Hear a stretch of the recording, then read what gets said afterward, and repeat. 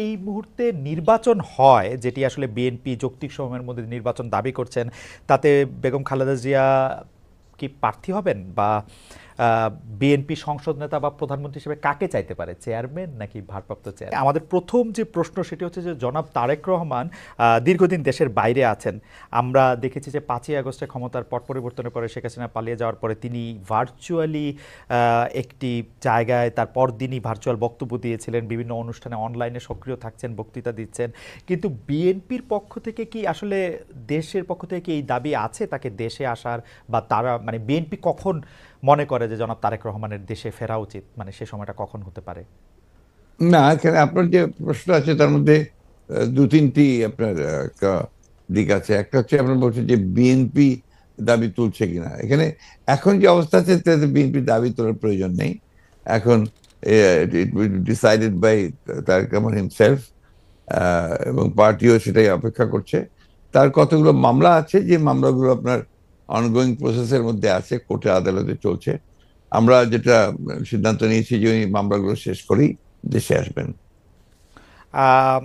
সেক্ষেত্রে আরেকটি প্রশ্ন এরকম হতে পারে কিনা যে আমরা বেগম খালেদা জিয়াকে অনেক দিন পরে দেখলাম যে তিনি সশস্ত্র বাহিনী যে দিবস ছিল 21 নভেম্বর, সেটাতে তিনি উপস্থিত থেকেছেন।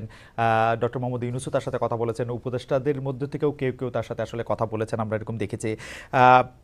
যদি এই মুহূর্তে নির্বাচন হয় যেটি আসলে বিএনপি যৌক্তিক সময়ের মধ্যে নির্বাচন দাবি করছেন, তাতে বেগম খালেদা জিয়া কি প্রার্থী হবেন, বা বিএনপি সংসদ নেতা বা প্রধানমন্ত্রী হিসেবে কাকে চাইতে পারে, চেয়ারম্যান নাকি ভারপ্রাপ্ত চেয়ারম্যান? এখানে এই মুহূর্তে এখনই আমাদের এই প্রশ্নগুলো নিয়ে আমরা আপনার কাজ করছি না। কারণ আমরা এখন আমাদের সামনে যে সবচেয়ে বড় চ্যালেঞ্জ সেটা হচ্ছে যে আপনার এই ইন্টারিম গভর্নমেন্টের কাজগুলো তারা যেন শেষ করতে পারে। অর্থাৎ যে সমস্ত সংস্কারের বিষয়গুলো আছে, সেই সংস্কার যে কয়েকটা আপনার খুবই আহ, নির্বাচন কেন্দ্রিক এবং প্রয়োজনীয়, সেই সংস্কারগুলো করে নির্বাচনের কথা আমরা বলছি।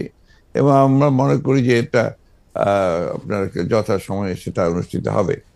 এবং দেশনেত্রী বেগম খালেদা জিয়া তো আমাদের পার্টির চেয়ারপারসন, এবং তিনি যদি নির্বাচন করতে সক্ষম হন শারীরিকভাবে, তাহলে অবশ্যই তিনি নির্বাচন করবেন। অন্যদিকে যেমন তারেক রহমান সাহেব আমাদের দলের হচ্ছেন ভারপ্রাপ্ত চেয়ারম্যান এখন আছেন, এবং তিনিও নির্বাচন করতে চাইলে তিনিও নির্বাচন করতে যদি চান সেটাও উনি করতে পারবেন, যে কটা সিটি তিনি করতে চান। তো এই নিয়ে কোনো সমস্যা নেই।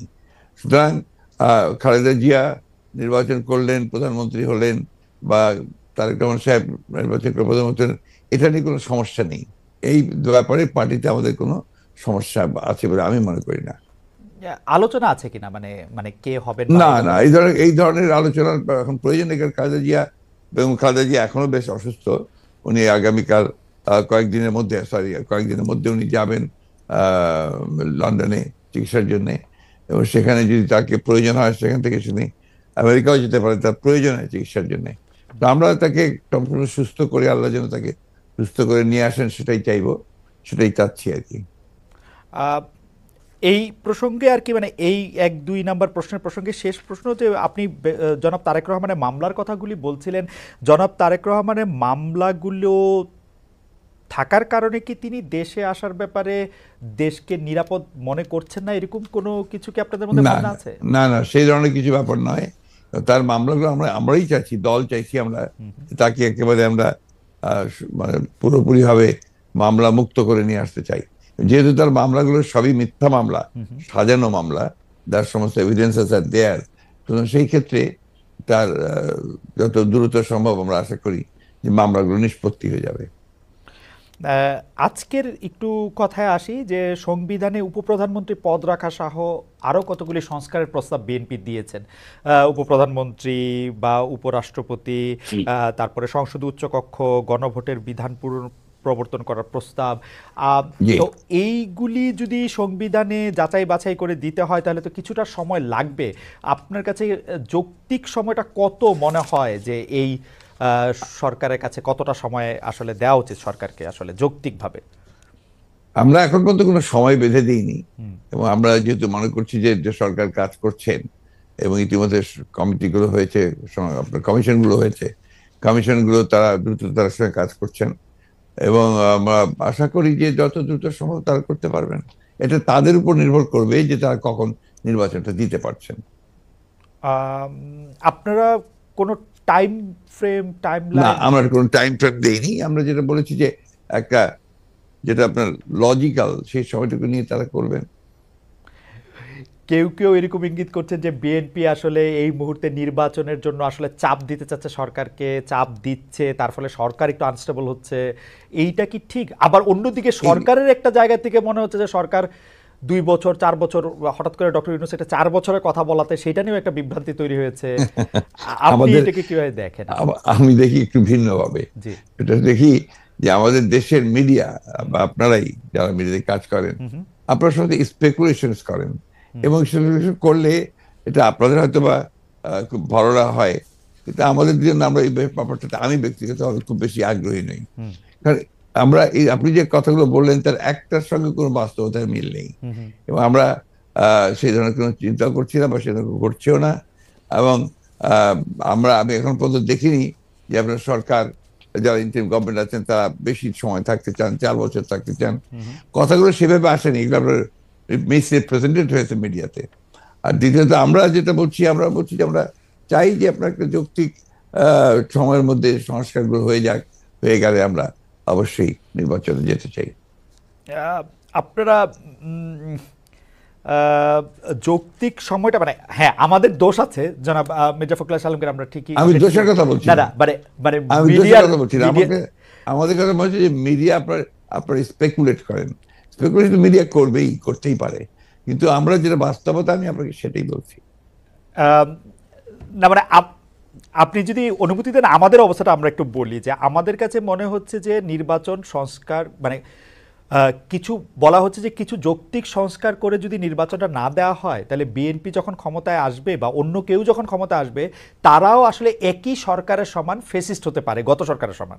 তো সেইটা চিন্তা করে তাদেরকে সংস্কারের কথা বলা হচ্ছে। আমি এটার সঙ্গে একেবারেই একমত নই। আমি ঘোরতর আপত্তি জানাচ্ছি, তীব্র প্রতিবাদ জানাচ্ছি। বিএনপির সঙ্গে ফ্যাসিস্ট আওয়ামী লীগের তুলনা করার কোনো কারণই থাকতে পারে না। কারণ বিএনপি ইজ এ পার্টি যে দলটা বহুদলীয় গণতন্ত্র নিয়ে এসেছে। আওয়ামী লীগ একদলীয় শাসন ব্যবস্থা বাকশালে ছিল, আমরা বহুদলীয় গণতন্ত্র নিয়ে এসেছি। আমরা সংসদীয় গণতন্ত্র নিয়ে এসেছি, ম্যাডাম জিয়া নিয়ে এসেছেন। আমরা তত্ত্বাবধায়ক সরকার বিধান পাশ করেছি পার্লামেন্টে, এবং আমাদের কাছে ফ্যাসিস্ট আবার এখন পর্যন্ত তো প্রশ্নই উঠতে পারে না।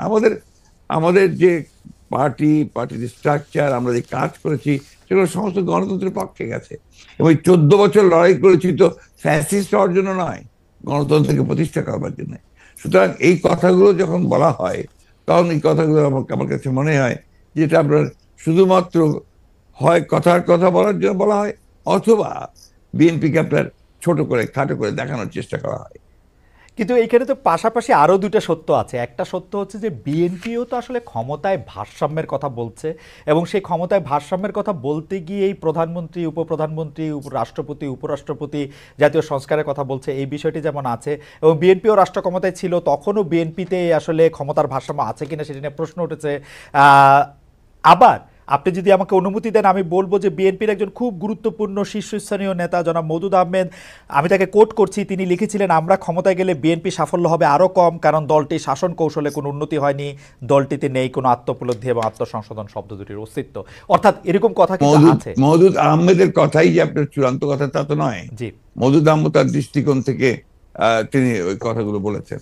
আমি তো মনে করি যে কথাগুলো সঠিক নয়।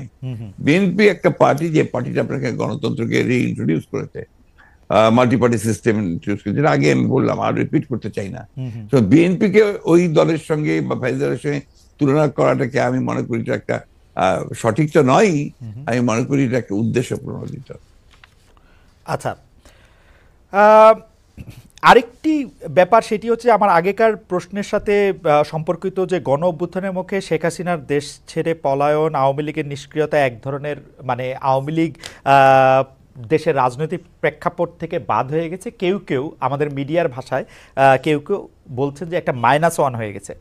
অন্তর্বর্তী সরকারকে নিয়ে কোনো -2 সংখ্যা কি আছে? কেন এই প্রশ্নটি উঠছে সেটিও আমি বলি, যেটা কিছুটা আপনি আগেই প্রশ্ন করেছেন যে আওয়ামী লীগ আমলে কিন্তু আমরা দেখেছিলাম যে বেগম খালেদা জিয়ার চিকিৎসার জন্য বারবার বলা হচ্ছিল, কিন্তু 3.5 মাস পরেও বেগম জিয়া এখনও দেশে আছেন, তারেক রহমান সাহেব এখনও দেশে ফিরেন নাই।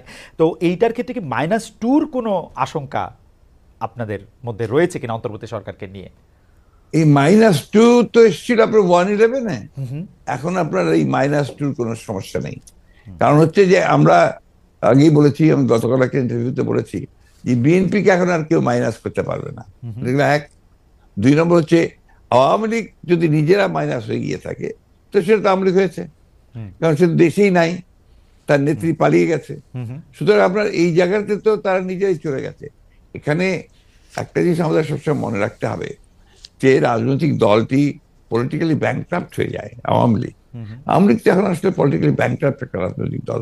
আমি আগে থেকেই বলছিলাম কথাটা আর কি। তার কোনো রাজনীতি নেই, সে ক্ষমতাকে এমন ভাবে ব্যবহার করেছে তাদের ব্যক্তিগত স্বার্থে, দলীয় স্বার্থে না, প্রত্যেকের ব্যক্তিগত স্বার্থে। They have minted money like anything.